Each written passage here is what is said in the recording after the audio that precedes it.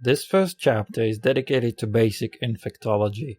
These terms and concepts will be important for your understanding of the immune system and the diseases we'll be talking about later on. There are a lot more things one needs to consider when dealing with infectious diseases as a medical professional, but this merely scratches the surface of what needs to be said for your understanding of vaccination. The prime difference between an infection and any other disease is that it has a specific cause, a microorganism to be precise. Since we're focusing on vaccines, we'll be talking about bacterial and viral infections. At the moment, we simply don't vaccinate against fungi or protists. The basic premise of infections is that if you contact a specific microbe, then you can develop the clinical manifestations of a specific disease. Both bacteria and viruses have some characteristic traits that make every infection distinctly unique.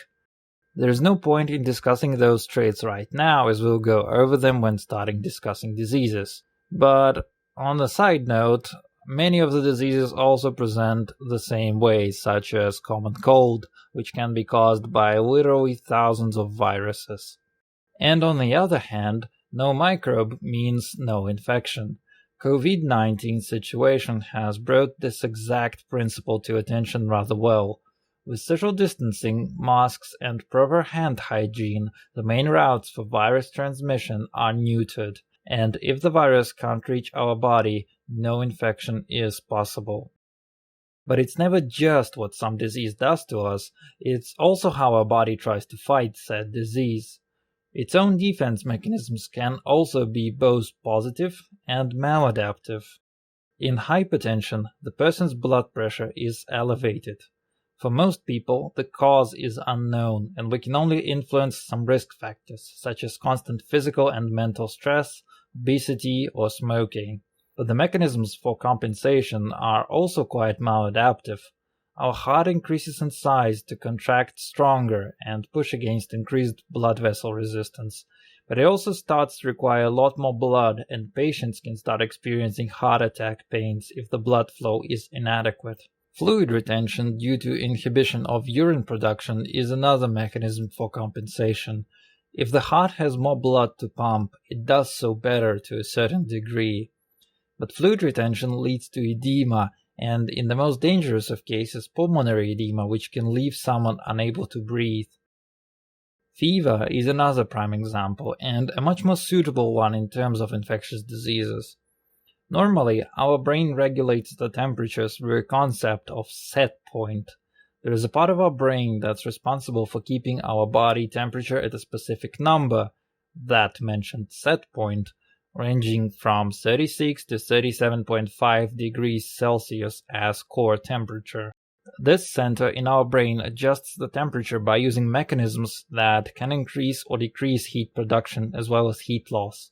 Same center is also sensitive to a variety of substances that can make it produce more heat, most notably bacterial and viral toxins. That's the essence of fever in infection. It's our brain's reaction to a microorganism's toxins. Overall, it's a good response, as many microbes aren't fit for reproduction at higher temperatures. Bacteria also become more sensitive to antibiotics, and our immune system works better in general. There is improved phagocytosis and adhesion, which are common attack mechanisms of our immunity. On the downside, there is an increased metabolic demand, most notably for our nervous and cardiovascular systems. Certain pathologies associated with fever also become possible, such as febrile seizures. Plus, we feel subjectively worse when we are running a fever. And mind that, fever inhibits the growth of microorganisms because certain proteins don't work as well at higher temperatures. This also applies to our body, so high fever can be damaging. An infection follows the same outline principles. It's a battle of our organism against the attacks of a microbe. In any given infectious process, there are always three factors that need to be considered: the microbe, the host, and the environmental factors. The last ones I won't be discussing in depth. Those can include a variety of things, but generally think of them as something that can make the other two stronger or weaker.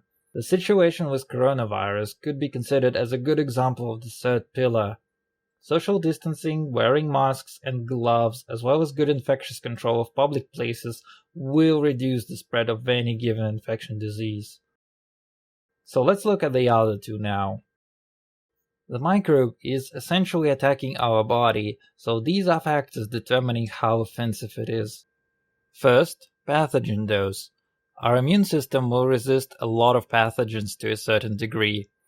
Think of it this way. It may take 100 bacterial cells to cause an infection via a specific route, or 1,000 or 10,000 or more. We can't gauge this number outside of scientific studies, but just be aware that if you don't contact enough pathogens, you won't develop an infection. Perhaps you've noticed how you've hung around ill friends and never caught their cold. Did you not contact the virus? Very unlikely. You did, but there was simply not enough of this virus to cause an infection, and whatever number you did contact, your immune system took swift care of it. Number 2, the route of transmission. You will not develop a disease if the pathogen can't use its preferred route of transmission. For instance, if you were transfused blood that had hepatitis B virus, it's very likely you will develop HBV infection. However, if you were to drink said blood, you'd be just fine. Reason being, you cannot catch hepatitis B via oral route. The virus has no means of surviving, navigating, and attacking the cells in your GI tract. 3. Virulence. Virulence is the strength of a specific microbe when it comes to causing an infection. The more virulent the microbe is, the easier it is for it to cause an infection. We could use COVID-19 as an example again. Coronaviruses cause a large amount of respiratory tract infections worldwide, which manifest as the common cold. COVID is a much more virulent version of coronavirus, which can cause a far more serious infection. There are a lot of things that can affect virulence, but generally don't think of it as too big a deal in vaccine talks. When it comes to vaccines, every pathogen we vaccinate against is virulent enough to cause significant harm. The host. The host in an infectious disease is on the defensive, so these are some factors that can affect the host's resistance to a given microbe. First, individual resistance. For example, it's estimated that about 2% of people have genetic mutations associated with HIV immunity. No matter how much HIV they contact, they simply will not develop HIV infection. There are no targets for HIV in their body. But we don't vaccinate against HIV, so let's use a different example then. Tuberculosis. Most people in the world have contracted TB, yet the disease manifests in only a small percent of people. We don't exactly know why. It's a very weird disease in this regard overall, but there is a common theme with it. Poor hygiene, as well as other factors that weaken our immune system, result in more cases of TB. 2. The status of our immune system. The immune system is the primary resistance mechanism when it comes to fighting infection.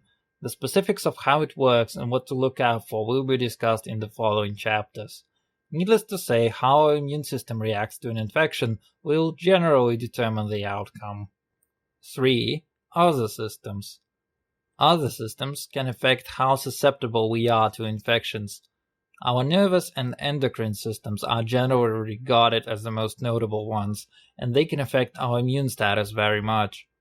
Stress hormones, known as glucocorticoids, or simply referred to as steroids in the medical field, can drastically affect how our immune system acts.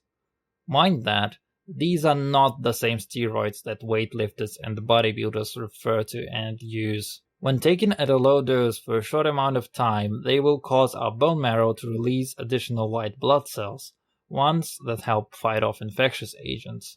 When taken at high doses or for a long period of time, they will cause immune system suppression, however. People who suffer from autoimmune diseases, ones where the immune system attacks their own organs, take steroids as lifelong treatment. and steroids have also found their use in patients receiving organ transplants, as they help to make sure there is no organ rejection. 4. Age. A general rule is that kids and elderly people who have weaker immune systems. While kids' immune systems are underdeveloped, old people will simply run out of their capacity to react properly to new pathogens. They have a lot of so-called memory cells, and if they don't contact a pathogen they already know, it'll be harder to fight it off. Both kids and the elderly also have a limit to their ability for compensatory changes in the organism. With kids, we'll be mentioning pneumonias a few times, as kids are their weakest when it comes to respiratory compensation. For the elderly, it's generally about poor functioning of cardiovascular system. Infectious disease specifics. There are a lot of ways to classify infections, but I'm not going to bother. For the purposes of discussing vaccines, we'll just be discussing common bacterial and viral ones. Here are just a few things I want you to keep in mind, though. First, they are contagious. A myocardial infarction will not transmit from one person to the next. An infectious disease will. Infectious diseases can be transmitted in a variety of ways: airborne, oral, vector-based, via direct contact, and so on. You need to mind that infections have time frames for when they're contagious and when they aren't. Problem being is that a whole bunch of deadly diseases present with little to no clinical manifestations and can still be transmitted at that time. Measles initially presents with common cold symptoms, and rash appears only after a few days. Given that measles is not a disease we routinely screen against, the only real way to suspect it is from distinct symptoms, which appear later on. At first, there are none, but the person is already a threat when it comes to spreading the disease. Taking preventative measures, such as wearing a mask or isolating oneself from people who haven't been vaccinated, is already far too late when measles is actually diagnosed. But be aware that not every person who contacts the pathogen will get infected. This is something we call contagiousness index. I'm not sure if there is an English term for it, but at its core, it's a percentage-based chance of you getting an infection if you've contacted someone who's ill and isn't immune. Some diseases are only mildly contagious, but if we go back to the example above, measles is almost a 100% guarantee. If you haven't been immunized against measles and come in contact with the person who suffers from the disease, the chance of you getting it is almost 100%. They have distinct stages. At first, incubation. This is the time frame between your initial contact with the pathogen until you start developing clinical manifestations of the disease. Think of it this way: a pathogen has just arrived into a new town and needs to take some time to get used to it, to settle down and multiply. Then, when it's ready to attack, you start experiencing the actual disease. The second stage is clinical manifestations. This is where you'll start developing specific symptoms. We'll go over every disease on the schedule and how it presents later on, so I'll be leaving you without examples on this one. A lot of infections will start with non-specific signs and later progress to more specific ones. Just mind that. And finally, the outcomes. This can be full recovery, partial recovery, pathogen retention, chronic infection, death, and so on. For the purposes of this talk, I don't see a point of elaborating on any of those points any further. Now, I won't be mentioning any more specifics, as they'll serve no real purpose in gaining understanding, so let's move on to the next chapter and discuss how our immune system works.